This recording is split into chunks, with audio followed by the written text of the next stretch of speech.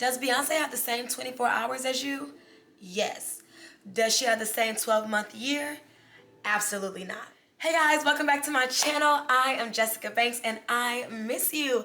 Guys, today we are talking about something that literally changed my life and I want to impart it on you and change yours as well. First of all, Happy New Year. This is my first video of the new year, so hey y'all, I missed y'all. Hope that you guys had an amazing holiday season. Now let's get to it. Today we're going to be talking about the 12-week year. Now, this is a book that was written by Moran and Michael Lennington, and this book went viral on TikTok, and I have to say TikTok got it right this time. Okay, they got it right. So the whole premise of the book is to switch your mindset. Stop looking at a year as 12 months and switch it to 12 weeks. It's called periodization versus annualization. Now, you might be asking, but for what though? You know, like, what does that do for you?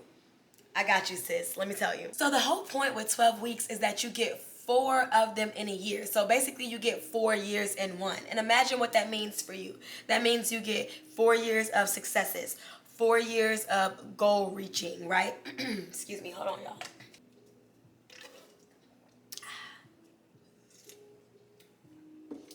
All right, so that means 4 years of successes, 4 years of goal achieving, 4 years of lessons, 4 years of setbacks, but 4 years of bounce backs too, okay? Things that you want to accomplish, it compounds it and it allows you to accomplish it a lot quicker. That's number one. Number two, it gives you that New Year's feeling 4 times a year. So you know, like at the New Year in January, everybody is feeling motivated. Everybody's trying to change their lives. Y'all have heard New Year, New Me, you know, and even if they're not saying New Year, New Me, everybody feeling New Year, New Me, right? You're just trying different things in this new year. And so you get to capitalize on that feeling 4 times a year. Same thing with the end of the year. So the magic doesn't just happen in January, right? In December, that's when people, you know, I read something that said like in the last couple of months of the year, salespeople make like 70% of their sales, right? It's something like that, because at the end of the year we feel that urgency, right? We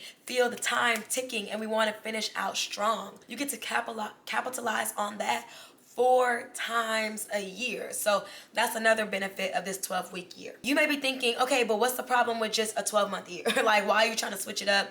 You know, I have these big goals. I need 12 months to accomplish them. And so the whole tagline of the book is accomplish in 12 weeks what people accomplish in 12 months, right? The reason 12 months is not really effective is because it's too much time. You literally give yourself too much time. I think about when I was living 45 minutes from my job, right? And I had to get up super early because I had that long commute.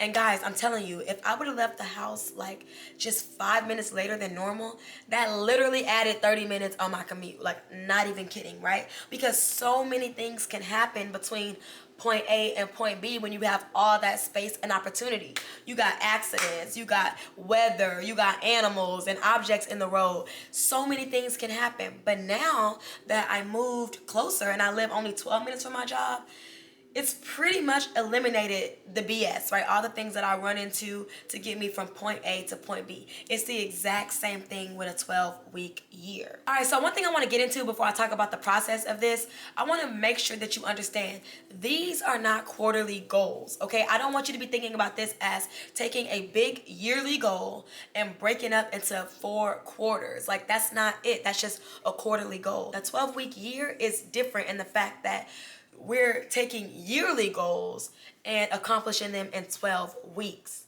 All right, so we're getting 4 years. You're going to switch your focus on different yearly goals every 12-week year. Does it make sense? Okay, I want to make sure that we understand that very, very clearly. These are not quarterly goals. All right. All right, so let's get into the process. Let's talk about like, how do you plan a 12-week year? You got to start off with an overarching vision. We can't get in the car if we don't know where we're going, right? And I want you to get specific with this vision. I'm talking about, super specific. There's 6 categories I want you to kind of ponder upon. I want you to think about home, money, work, job, relationships, and hobbies. All right, those are the categories that I want you to kind of focus on when you're developing this vision, and get specific. Like with home, I want you to talk about where are you living, right? Like, is it a high rise in the middle of downtown? Is it a more suburban, hot Pilates mom type of vibe? Like, where is the location? The decor, right? What is your style? Me personally, I like a little Japan-y style, right? But what is your decor style? Get specific. Also with these visions, I want you to be unrealistic. You guys have heard, it's 2024. At this point, you guys have heard about being delusional. Being delulu is the salulu. No, but seriously, you need to be unrealistic, because when you really think about it, your goals are unrealistic anyway. Like, based on the stats, most people don't do the things that you are now setting out to do. And I know that you want to do great things, because you wouldn't even clicked on this video if you were not destined for great things. So, like, those things are already, like, not statistically probable. So don't be in the box of reality. Think about if there was no restrictions, money didn't matter, age didn't, literally nothing. When you think about your ideal self, what do you see? What does your mind's eye draw up? I want you to take it there. Take it there, okay? So once you got that vision, and take some time, y'all. It took me like 2 days to write this vision. I wrote it and rewrote it and rewrote it and rewrote it until it got perfect to me. Take your time on this, because this is really going to dictate everything else, all right? All right, so once you got your vision and you've listed out all of these things, right, I want you to decide on your priority goals. It's important to be able to prioritize and discern what's important right now. You got to ask yourself, what do you really care about? Like, what needs to happen right now, and what can wait a little bit later, right? And the author suggests that you focus on about 3 to 4 goals every 12-week year. This 12-week year, I'm focusing on 3 goals. My goals are solidifying my routines, which a morning routine and a night routine. I want to solidify those. Be monetized on YouTube, and keep a clean and vibey house, right? So focus on 3 to 4 major goals. And remember, guys, you have this whole comprehensive list. These other goals are not going to the wayside. Like, you literally have 4 years, this 12 months. Like, you have time. Figure out what's important right now. Like, what goals are going to get you to those other goals, or make those other goals easier, or just life easier in general. So get laser focused. This is a sprint. This ain't no marathon, right? You have to lock in and get laser focused on about 3 to 4 goals. All right, so after you have those 3 to 4 goals that you want to focus on, like, intently this 12-week year, you need to write out every minute step it's going to take to accomplish those goals. And I'm talking about get to the nitty gritty. Write down every step. Every step. Don't leave out one step, okay? Every single step. Once you have every single step written down, you're going to decide what are your lead indicators and what are your lag indicators. So let's talk about lead versus lag indicators. It's easier to start off with lag indicators. So lag indicators are those things, the results, what we see. So a lag indicator would be something like, I want to lose weight. All right, that's a lag indicator. That's a result of some behavior or actions that you have taken. A lead indicator is, I'm gonna go to the gym 3 times a week for at least 30 minutes. That's the action that you take to get to that lag indicator. All right, you following me? You following me? All right, bet. I want you to identify all of the lead and lag indicators from all of those steps, right? And any lag indicators that you have, you got to break them down to actions. Break them down to lead indicators. Eventually, your list should be nothing but lead indicators, actionable things that you can do, step-by-step things that you can measure and do to get you to your goal. You're going to take all of these lead indicators and you're going to put it into your 12-week plan. So you're going to take it week by week, and I have a template. I'll throw it up on the screen, but you're going to take it literally week by week and take each of those lead indicators, put it on the calendar to plan out your 12-week year. Now, guys, this is important. You need to take it slow, right? You have 12 weeks to reach this goal. The whole point is to accomplish this goal by the end of the 12-week year. So for instance, one of my goals was to create routines. So my morning routine, let's say, has like 6 steps overall or something like that. For the first 3 weeks of my 12-week year, I may only do 2 steps. And then the next 3 weeks, I add 2 more steps, right? And so on and so forth until I get to 6 steps at the end of the 12-week year. So start off slow. The goal is to have that thing accomplished by the end. If your goal is to lose weight, week 1, I'm gonna go to the gym 1 time a week and only do cardio. Okay, for week 1 and week 2. Week 3 and week 4, I'm gonna go to the gym twice a week and add cardio and stretching, right? So you basically just like scaffold each of these behaviors so you can have the goal accomplished by the end of the 12-week cycle.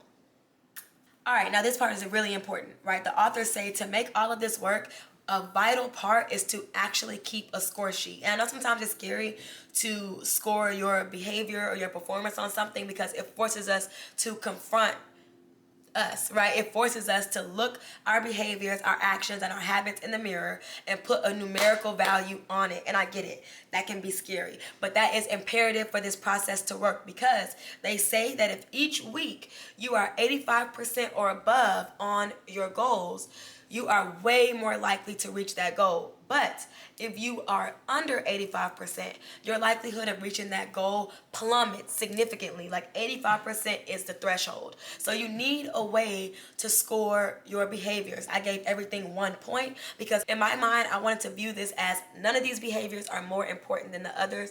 They all work together to make me the person that I want to become. And whenever I do a behavior, I just highlight that point.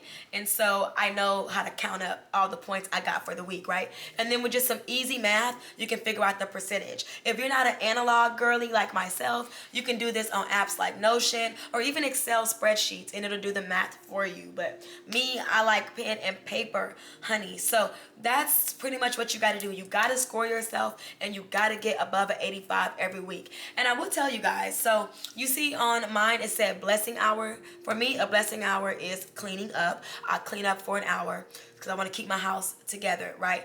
And I thought about skipping it and I'm just like, okay, just missing 1 point for the week is not going to be a big deal. I can just skip the blessing hour for the day. But then I was like, no, I don't want to like not tick off my little mark. I got to get up and do it. And I got up and did it. So this score sheet really does help you and motivate you to be who you really want to be. All right, now again, I told you, you can't do this on your own, right? There are certain things that you must carve time for each week, the authors say. Number 1 is you need at least 3 hours of deep work. Now this can be 1 3-hour block, or as I like to do, split it up into just like 1 hour blocks. But deep work means your phone is on D&D, right? Like you're not getting distracted by things in the world. You are locking in to get your things done.